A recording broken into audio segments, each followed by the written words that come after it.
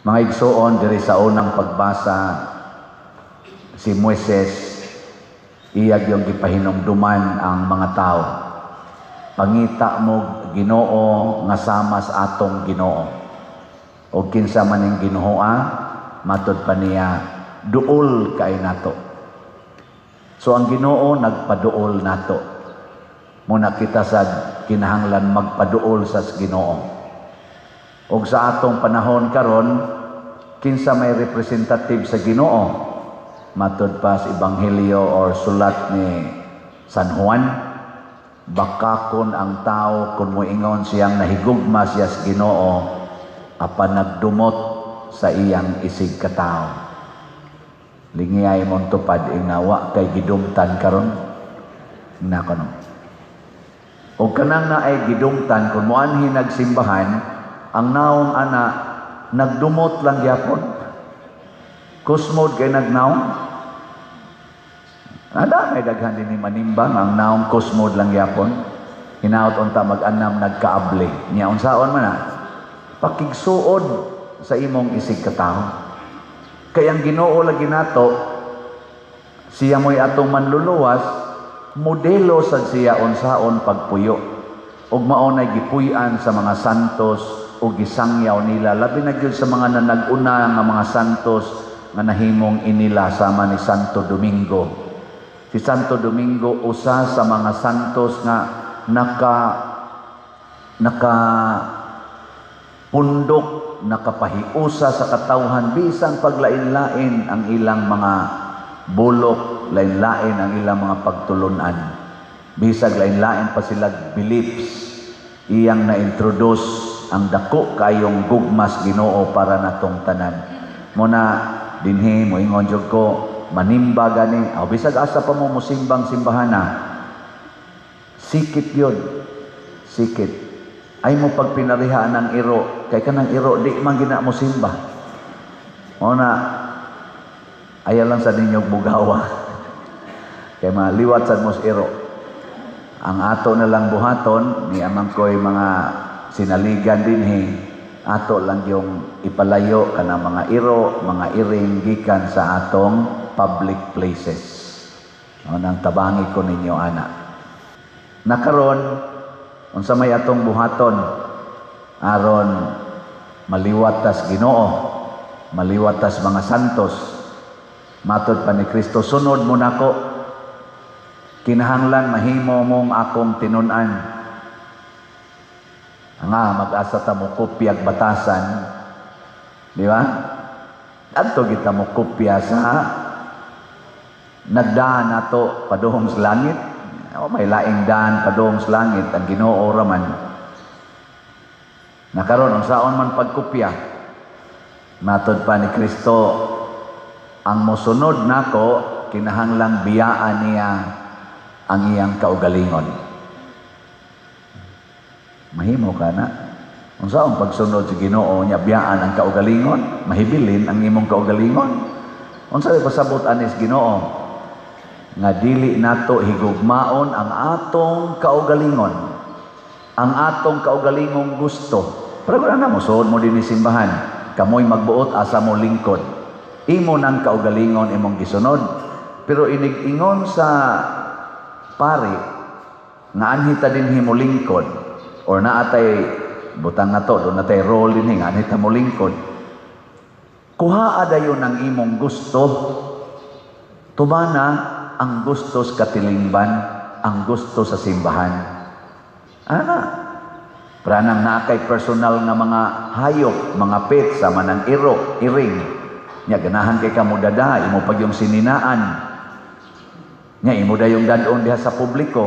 Kung mo ingon gani ang authority sa maong public place sama aning simbahan nga wa lang kitay i-allow dinhing mga iro, mga iring, ana sunda dayon bahala nagmurag supak sa imong kabubuton. Kay nga naman ang imong kaugalingon ubos ra na siya dignidad kaysa community.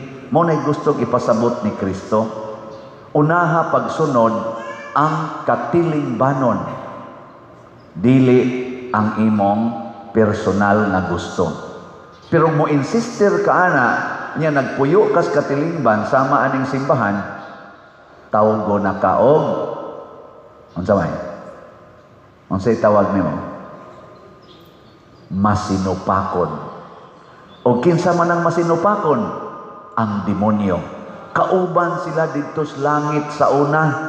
Ang demonyo kana si Satanas tagalangit na. Lucifer ang anak niya, bearer of light. Ni supak sa Ginoo. Pagsupak sa Ginoo nahimong Satanas, angel of darkness. O gilabay nga his kalibutan og hangtod karon ni asya dinhi naas inyong tupad maunang ikaw gahis kago.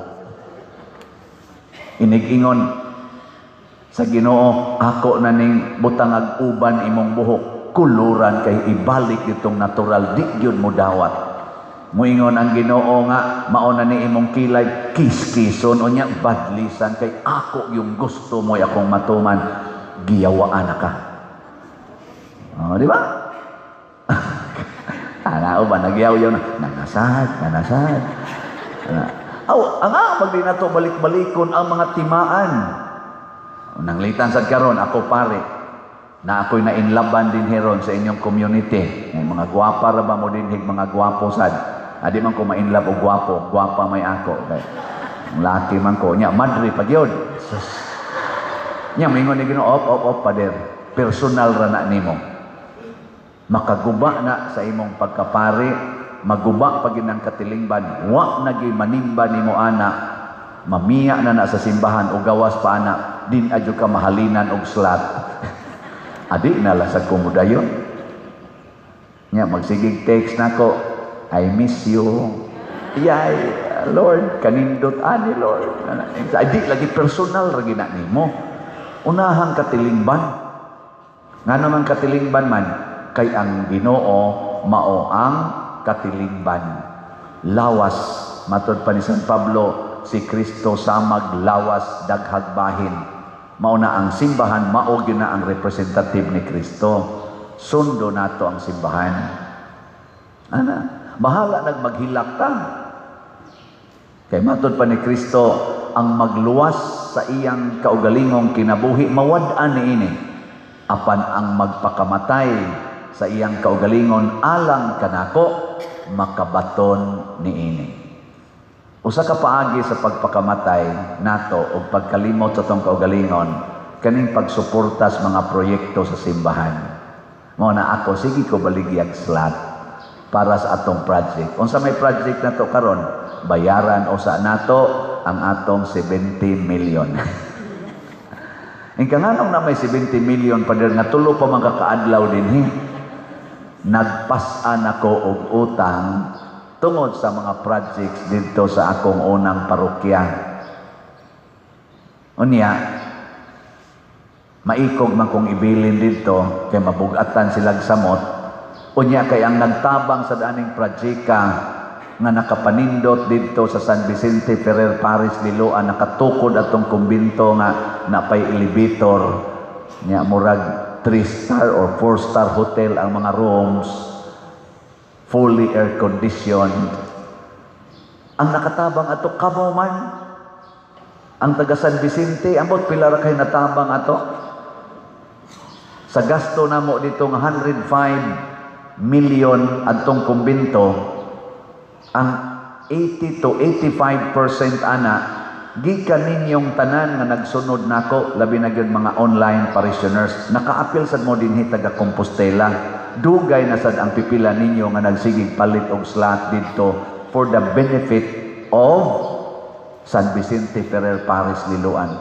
Ning kadili na unfair pa dir sa ako nang gikaingon, ang simbahan usara kay lawas man na ni Kristo. Ang lawas nagkabahin-bahin ba, nagkalagyo ba? Waoy, naghiusa mo na kini mo simba ta, ekspresyon ni kana akong ingon nimo nga sikit gyud, ayaw pagdistansya sa imong tupad or sa imong kaubas pagsimba, ekspresyon na nga nagkahiusa ta. Kalisod sad ang akong kamot nga tuo sa sakristi. Nya ni ako dinhi, unsa man na? Pwede din na.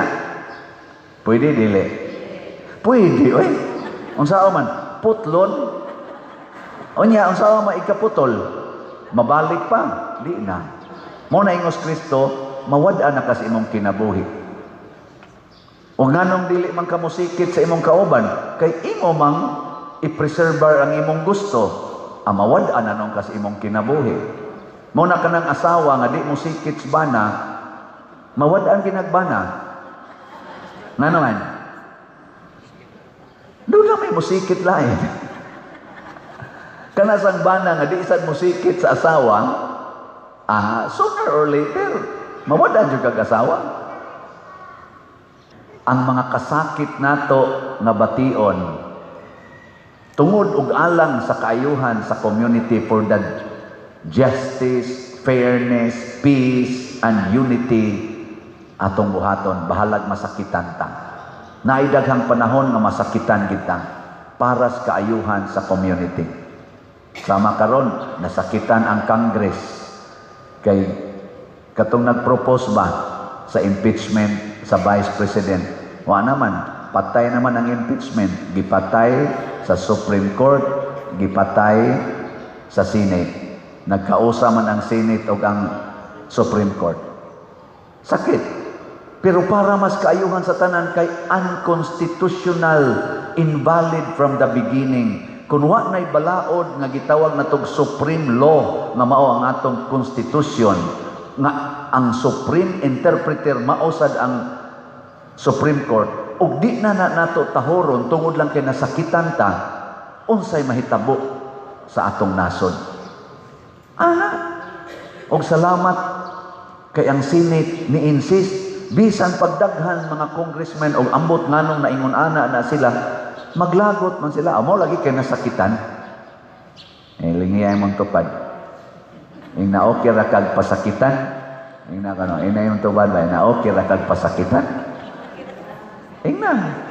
Wa gyud mo lingi. Kamong nilingi, congratulations. Sakitan gyud mo. Nya kanira bang pasakitan ta, mao sa din na kanindot ha? Og mudawat sa kang masakitan ka, nya mo padayon lang gyud kas imong buhat nga Dios nun, tagaan sa kag reward. Tagaan kag dakong kalipay. Mo na ingos Kristo makabaton sa mong kinabuhing way katapusan. Unsa man ang kinabuhing way katapusan? Usas mga meaning ana, kalipay nga way katapusan. Kay kanang kinabuhi mga igsoon nga hisgutan sa Biblia, duhay meaning ana, kinabuhi. Happiness or existence. Happiness o existence. Kanang bang maginhawa ka ba? Mo na existence. Ang happiness kanang lipay ka. Naidaghan nga ni exist pero murag patay. Kay wa nay kalipay. Di ba? Lingay mo tupad karon taon-taon. Ay sa karon, Karon taon-taon. Lingi di ba na adihe ro magtatil maganan. Naong anang murag patay.